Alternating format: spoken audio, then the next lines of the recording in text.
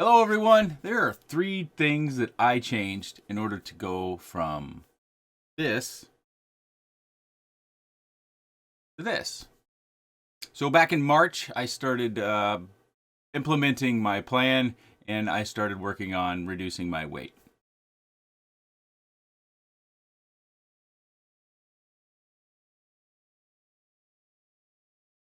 And in this video, what we'll do is we'll go through those three changes. They're kind of overarching changes. I'll discuss them slightly in more detail, and then at the end, we'll kind of go over the things I learned, adjustments I have made, just kind of my pathway. Before we get started, it's worth noting that I have no education, training, or professional experience in health, wellness, strength training, fitness of any sort. If I tried to give myself any sort of credit, it would be basically to the coaches that I had in college that were strength and conditioning coaches. I was just doing what they told me to, so even that's a bit of a stretch. So the three things that I had to do to go, again, from this where I am at today. The first step for me was just kind of mentally deciding I wanted to make a change. Some people call that hitting rock bottom or, a depressive state or something. And I don't think that I was there by any stretch. I don't think I was unhappy or depressed or, disgusted with myself in any way. It was just a matter of me deciding, okay, I'm carrying too much weight. I've got to make a change. How am I going to get that done? And being committed to that. The second thing I ended up doing was I kind of took an inventory of myself, good and bad, or strengths and weaknesses. So I'm 51. My body doesn't work like a young man. So there are several things there. And the last thing I did was just put together a plan. I guess you could add a fourth thing if you wanted to, is that I did go and seek my doctor's counsel as far as my plan goes and what I was looking to do. Of course, she was very encouraging. And I think most doctors want those of us that are carrying too much weight to reduce our weight because it has great health benefits. On the mental side of things, again, I wasn't depressed or anything like that. It was just, it came to me kind of over time that, this isn't, I shouldn't be living like this. Excuse me, shouldn't be living like this. I need to get myself on the right track, and then kind of coming to terms with the fact that it's going to be difficult. It's not going to be easy. It's not going to be fun. It's going to have positivity as far as the benefits go. So I have that to look forward to. But just deciding to be ready, make that decision, be committed, and move forward with that. As far as the personal inventory, the strengths and weaknesses, as I already said, I'm 51. I played baseball through college. Actually played baseball until I was 40. After college was just kind of town ball stuff. I was never drafted or played for money or anything like that. My left knee was injured when I was in college. I opted to not do surgery at that time. We did therapy and pain management to get me through. I just didn't want to come off the field. And that's something that you could probably take for a lot of athletes, that drive to compete is greater than the drive to self-preserve. The right choice probably would have been to actually get the surgery. But here I am 30 years later, and I still haven't had the surgery. My knee aches. It bothers me. Sometimes it will kind of give out in certain things, but it's livable. It's not stopping me from sleeping well or anything like that, with some caveats there. Right knee tends to ache a little bit. That one does. It kind of came on later in life, probably just from the abuse of all the years of training and doing the things I needed to do to compete, as well as packing on weight later in life and just use. My back probably isn't great. It's not technically injured or anything. I just have some issues with my back. I find that I can't fold laundry very long. I tend to fold laundry under bed, and I'll start to get cramped in my back. So if I do that more than, say, 30 minutes or so, I've got to take a break and do some stretches to get my back to come around. Both shoulders later in life have become an issue. I impinged my left shoulder. It's got to be 10 years ago now, and it's been off and on a problem. Of course, the first time I got it impinged, I went to physical therapy and learned a lot of different exercises to do. So I have incorporated those exercises into kind of my daily life whenever the shoulder flares up. More recently, my right shoulder has become an issue with the same sort of issue, impingement. I've actually got an appointment in a couple of days to have it reevaluated because it's really not coming around, and I'm finding the exercises that you do for impingements actually irritates it. So that might be a different issue. So those are some physical issues that I have to kind of be aware of. I'm not going to be able to do running. Running is just out. It's going to bother my knees a lot. It actually bothers my back quite a bit as well. Doing any sort of CrossFit training, where there's impact, jumping, quick movements, that's kind of out because it's going to bother the joints. I have to make sure that I don't make my body ache to where I can't sleep, because daily life sleep is very, very important. So that's something I'm kind of keeping in my mind the whole time when I'm going through my little inventory of items. On a positive side, I think I have a tendency to be very routine based or regimented. It seems to fit me. I think I can also be quite disciplined mentally as far as staying on a path. Once I decide to stay on a path, I stay on the path. I don't think I'm inflexible to a point of having any sort of, breakdown, sort of negative issues with it. I understand that life is a winding road, so I can't always follow my routine. Of course, I've got 3 kids and a wife, so my routine is kind of based around whatever their routine is. Also, on the positive side, I've got a really good supportive family, and as I talked about, going through or starting a process to get healthy again, everyone was very supportive. My parents, my kids, my wife, friends, everything like that. I guess I started during the pandemic, so I probably didn't talk to friends all that much about it. It was just kind of my nucleus around me was all very supportive. So that's also very important. It's in my opinion, it's a strength. Also, I guess another strength that I have to admit to is the fact that making a dietary change can be expensive as far as the foods you're going to eat. And thankfully, my wife and I have had good jobs for many years. We've had good incomes, so that isn't a big concern for us. But something that I'm sensitive to growing up from a farming community and growing up poor is that people with less financial resources have a hard time buying healthy foods because healthy foods cost more. So that's something that I think we all have to consider. Fruits and vegetables are very expensive. It is cheaper to go to the frozen food section and buy a bag of frozen vegetables than it is to buy the equivalent of fresh vegetables. That's just kind of how things are. And of course, you can buy a frozen meal for $10 and feed your family versus it would cost you $30 probably to prep that same sort of meal from all the different parts that you would buy, but it would be much more healthy. And the last thing, of course, would just be I put together a plan. Over the years, I'd learned various things from getting information from the internet, YouTube, the things that we do nowadays. And really what I decided to do was to focus on the food side of things because of the physicality. I knew exercise was going to be an issue. Also time to exercise. I'm not one that liked ever really to go to the gym and work out with others. I always thought that was a distraction. I prefer kind of to do those things in my solace. So my exercise was going to be home-based and it was going to be time limited. So the food was something I can control all day. So basically my plan came down to this. I was going to consume 1,200 calories or less per day. My plan was initially just based upon that 1,200 calories. It evolved later, but we'll talk about that.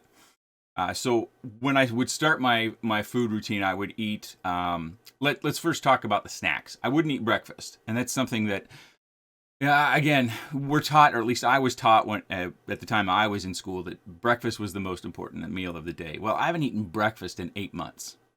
My hair's not falling out. I'm not falling over.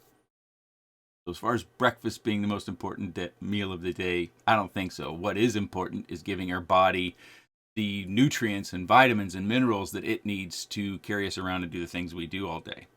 That's important, whether it comes at breakfast, lunch, or dinner, or some other time. It doesn't matter. It's just what our body needs when our body needs it. So I wouldn't eat until about 10. And typically I would just have a small 100-calorie snack. Maybe it's a Dannon Light and Fit yogurt. They're quite good and they're 80 calories. Or I would have an apple. Over time, later on, I would incorporate peanuts into my snacks as well. Mixed peanuts. Not the planters. We tried those for a while. I got bored of the taste and didn't care for it. We have switched to buying the deluxe mixed nuts, the Happy Belly brand from Amazon, which is actually Amazon's brand. Much better. Planters peanuts, regardless of what they say in their mixed and they're mixed nuts. It is the flavor that you get is of the garden variety peanut. It's not all the other nuts. So those were my three primary snacks that I would have for the most part. An apple, which in my case, we bought Honeycrisp apples, which are expensive. They're like the most expensive apple, but they have a good snap to them and they're sweet, hence the name Honeycrisp. The Dan and Lighten Fits yogurts. They're small, so you can carry them in your lunch pail or your lunch bag, or you can store them somewhere. And they're 80 calories and they have a good amount of protein in them as well. And then the peanuts are more good fats and high calories, so that would be less often I would have the peanuts. More often later, I actually would start to have the peanuts. But so those would be my snacks, and I'd have a snack at say 10:30, 11, and then I'd have another one around 3. And then for my meals, which would be lunch and dinner, again, this is when I first got started. Probably I did this for about 4 months, maybe 5 months. A lot of vegetables and chicken, and baked fish, tilapia to be specific. On the vegetable side, a lot of spinach and romaine lettuce. We would do a lot of green, red, and yellow peppers. Very little cheese, and when I would use cheese, it'd be the 2% milk, the taco shredded bag cheese. I would put 1 ounce of that in there. Cucumbers, a lot of broccoli. I ate a lot of broccoli, and sometimes I would substitute salads for just doing steamed broccoli and put a bunch of pepper and a light bit of salt on it, and that was a nice change from the traditional salad veggie to a steamed broccoli. What else did I put in my salads? If I did mention it, celery. So some things that you might find curious that are missing from there is maybe carrots. Carrots tend to be a little bit more calorie dense, and they have some other things in them that don't necessarily fit what I was looking for. And as far as the chicken and tilapia goes, as far as seasoning goes, for the most part, it's just pepper, but we did experiment later with a local spice store and just picked up a few things and would sprinkle them on there. We also tried some spices. I say we because it ends up that most everybody in the family was eating these same sort of foods. They just might be eating them slightly differently. So that doesn't mean, I'm completely isolated from everyone else. I'm eating this one thing and no one can touch it. But for the most part, the chicken and the tilapia just has pepper on it, a good amount of pepper. You kind of have to find your own level. As far as the amount of the chicken and tilapia that I would eat, traditionally during the course of the day, I'd have about 3 ounces in the morning and then 3 ounces, or not the morning, the lunch, and then 3 ounces at the secondary meal time. And then I would have a salad that is, after I weigh everything out, a salad comes out to be about 7 to 9 ounces. Again, it varies. If I use cheese, then I would have less ounces. If I didn't use cheese, I would have more ounces. Again, it's about the calorie count, necessarily the weight. But to get my calorie totals, I weigh everything out. I tip about weighing stuff, so a food scale will be fine. And one of the things that I didn't want to do is to be washing that food scale all the time. So we bought some extra coffee filters, and I just put a coffee filter on the scale, which weighs, well, it doesn't even register, and then put whatever my food item that's an ingredient in the coffee filter. It's kind of a cup, so it helps hold it on this little food scale. And then when I have that one weighed out, initially I would write everything down to make sure I had my totals, and then I would put it off to the side, and then I would bring it all together after I had everything weighed out. And that's really the guts of the meal plan to get started. On the exercise side of things, I was doing mainly just body weight exercises. I would do a couple of different types of push-ups, a couple of different types of setups. I would do what I call air squats and lunges. So I wanted to work the bigger muscles. I didn't want to, just work on your biceps, your beach muscles, or your shoulders, or your traps. I just wanted to work a large group of muscles all the time because that gives us the biggest calorie burn, and it also provides the overall body some extra strength.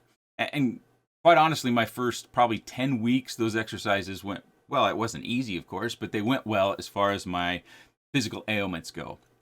I didn't really have any problems with my shoulders. They were cooperating, so I could do the different push-ups. The different push-ups would be like shoulder width apart, elbows in, diamond, or narrow, and then out wide.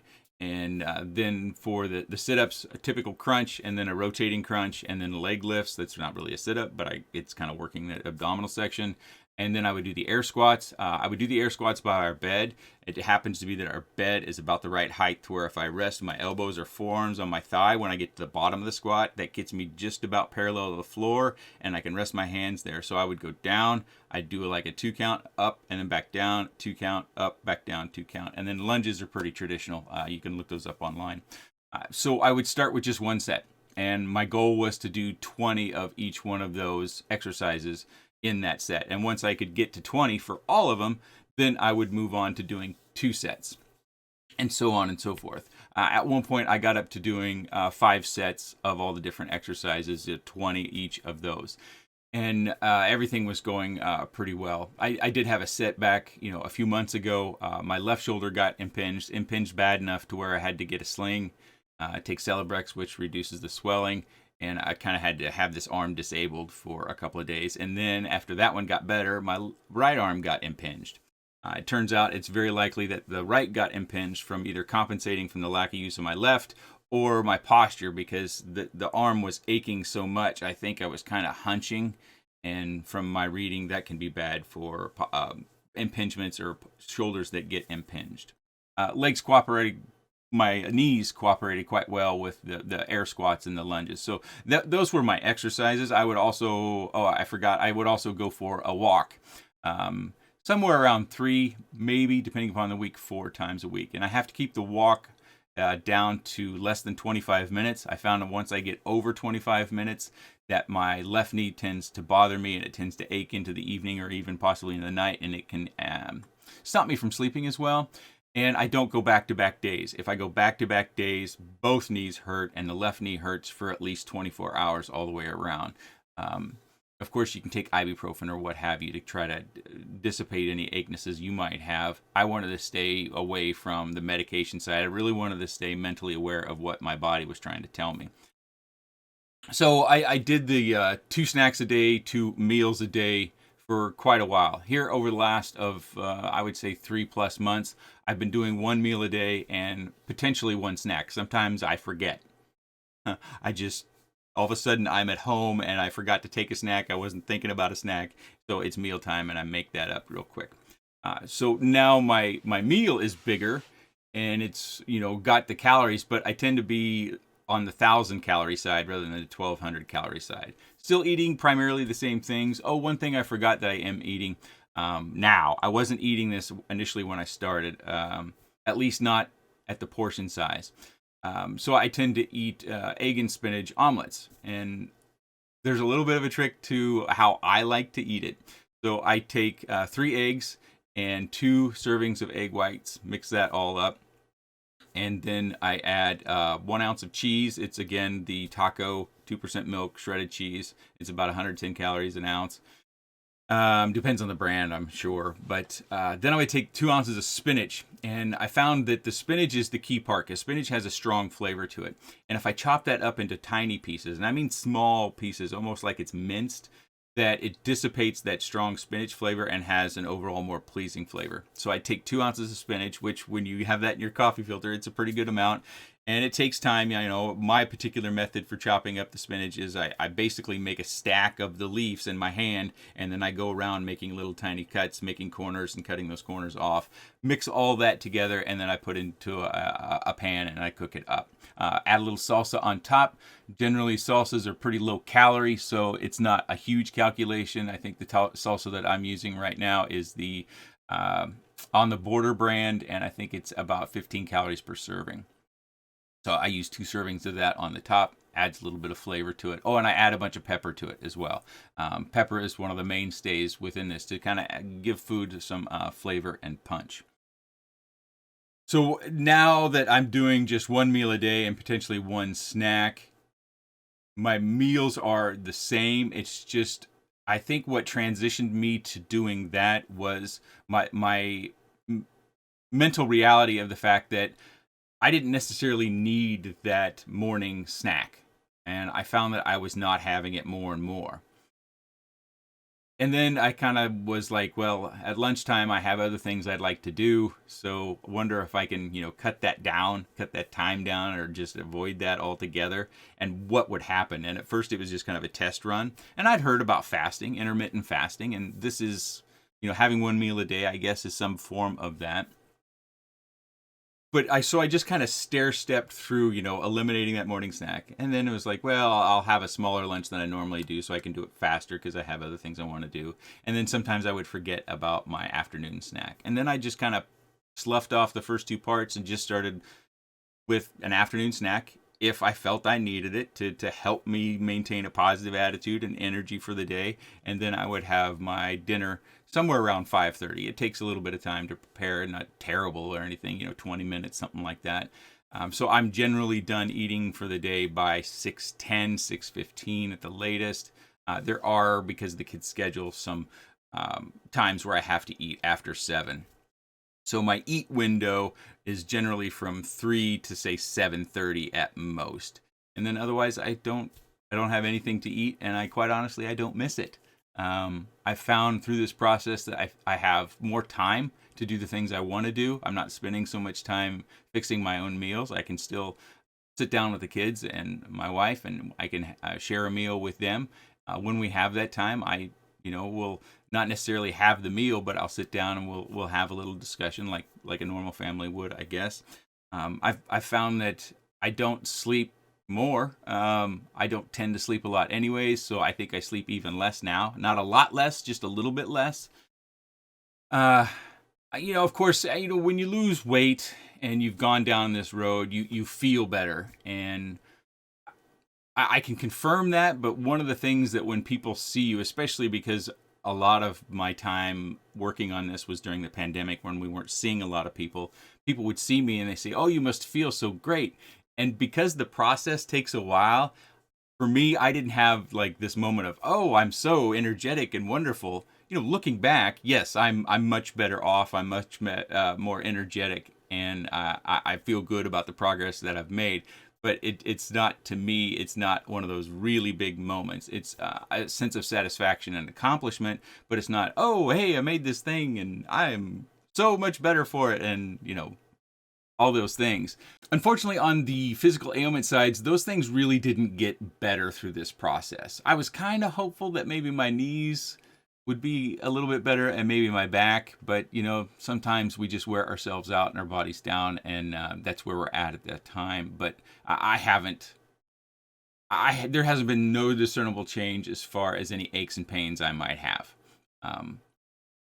Currently, I'm not able to do any push-ups. I haven't been able to do any push-ups for some time. I have been trying to work in other sorts of movements. You may have seen when I fly through the house, we do have a treadmill, a weight bench, and a few dumbbells. So I've been trying to work in the dumbbells to where I can do some movements with my upper body, but not move my arms too much, because the more you move the arms, the more the impingement gets irritated and the more discomfort that we have. I have incorporated the dumbbells into my air squats and my lunges. I started doing that because as I was thinking about my exercise routine, my weight had come down, but I'm still doing the same exercises. So don't I need to continue to stress the body, the muscles, by not making the exercises easier? And of course, I didn't want to spend a lot of time exercising. Again, that was one of the limits to this, was 20 or 30 minutes of exercise at most. So I started adding weight to my sets on doing everything that I was doing that I could add weights to, because my body weight had come down. So the exercises had actually gotten easier for my body by that analogy. Whereas, I was probably getting stronger as well with doing the exercises. So I added some weights. That's the one thing to this that I think, well, one of the two things that I think could be a barrier for others. One is the expense of healthier foods, and the other is to potentially have exercise equipment or weights. I use the treadmill for my walks if it's bad weather outside, which coming up will probably be more frequent as the temperatures go down. But when it was rain and I was planning on doing a walk and I would do my walk over my lunch hour, I'll just do it on the treadmill, which is fine. I'm still getting the movement. I'm not going exorbitantly fast, but it's part of the routine. So I wanted to continue to do that. But I really didn't use the weight bench much. I've been using the weight bench more for my shoulder exercises to try to keep the impingement either at bay in the case of my left shoulder or to make it better in the case of my right shoulder. That's really it. I guess to give you some final specs about my progress, So I have lost over 100 pounds. 2 shirt sizes, my John Bender shirt, Breakfast Club, and approximately 9 inches off my waistline, and I'm just going by my belt. I didn't document my measurements. I just didn't think it was important. I was focused on the scale, so making the weight come down. Um, just like with the food, measure those things via the overall weight. So I don't have any other specs as far as, biceps, thighs, calves, anything like that. I just don't have that information. I would keep track of the weight though. I have a log that I would write the weight down each day what I would weigh in. And there are days where the scale doesn't move much or it moves in the wrong way. And we just have to understand that, our body is changing and we're forcing change and it's going to compensate. And then at some point it's going to compensate another way. And so there's going to be a little bit of ebbs and flows to the numbers on the scale. Initially, they should come down pretty steadily. If you're following whatever your plan is and you're being more disciplined and you're consuming less than you're burning, your weight should come down. It will have eventually those times where, it might have bumped up a little bit. We want to monitor that because that's something else that you can learn. Like, if we went on a trip and I had restaurant food twice on a trip where we were gone, technically 6 days, but it was a 4-day vacation. And in that trip, I gained 16 pounds. Now, of course, it was almost all water weight, because I wasn't following my normal routine. You're traveling, it's difficult. But the foods that I had, some of the foods at the restaurants, I'm sure were making me retain a lot of water. So I had to bleed that water back off when I got back to my routine, and it took a few days. It was stunning to me that I could put on 16 pounds in a matter of 5 or 6 days. That seems very, very unusual. So I was really thrown off, concerned by that. As much as I mentally thought, that's got to be water weight because I didn't consume 16 pounds worth of food. How can I have gained 16 pounds of weight if I didn't have 16 pounds of food? Something that I didn't cover, I apologize, clear down here at the end as far as what I drink. Mainly coffee, tea. It happens to be organic green tea. It's just what my wife bought. And water. And then when I have what I call dizzy spells, so if I put my head down low to maybe pick something up off the floor and then I come back up and I kind of have that dizzy feeling, it's usually a sign to me that my electrolytes are getting a bit low. So I'll have a Propel that day and it seems to boost me back up. As far as sweetener in tea or coffee, we use Truvia. That was a tip I got from a nursing friend of mine. She said not to use any of the traditional sweet and lows and those sorts. She says use Truvia or Stevia. She explained it, but I didn't quite understand it. But I trust her, so we went that route. No creamers or anything like that. We tried some creamers that were really low calorie. Terrible. Not worth the money, and they're expensive too. As far as my salad dressing, I didn't cover that. It's something else I can cover. We use Skinny Girl, which is a brand, and they have several different flavors, and I've found most of the flavors that I've tried to be quite pleasing in flavor, so that's what we've been using as far as myself. My wife uses other things, and I find the kids sometimes are using the Skinny Girl dressing, so I don't have a problem with that. One other thing I left off, I apologize again. So one of my struggles with snacks was on days where I would work or exercise, that every once in a while I found that my appetite really went through the roof about 48 hours later. So if I did legs with weights, the lunges and the squats, and then I would oftentimes incorporate some sit-ups into that particular day, I would find, like 48 hours later, my appetite was just through the roof. Well, it's, the body is demanding more because of the exercise we asked of the muscles. So one of the things that our nursing friend suggested were these Built bars, Built. You can only buy them online. We get ours through Amazon. The cookies and cream flavor is really, really good. A few of the other flavors, in my opinion, are not nearly as good. But those Built bars, I tend to have 1, maybe 2 of those a week. They're 130 calories. Don't quote me on the specs. I think it has 4 grams of sugars and 17 grams of protein in them. And they're not very big. They're small, and they really taste like a candy bar. Maybe that's just how my palate has changed. But so Built bars, that's something that you can purchase to supplement your snacks. because it is pretty low calorie and it's high protein, especially on the exercise side of things. It can feed those muscles the protein in order to help you continue on with your routine. That's really it. That's what I've been doing. It's been about 8 months. It hasn't been easy. Really, at the start, you're going to feel depleted. You're going to feel weak. You're going to feel like you're neglecting yourself. That's that big change. You're going from eating whatever you were eating to eating something that's much more clean, much more strict, much more reduced in calories. And quite honestly, the flavor is going to be a change. You're going to find you're in the bathroom differently, mainly with urinating. Hopefully that's not something YouTube flags, but so I tend to go to the bathroom about as much as my wife did when she was carrying our children. You know, it seems like every hour or so I've got to go to the bathroom and urinate. So that's, you're going to find a host of changes as you change your diet, and that's normal, that's expected.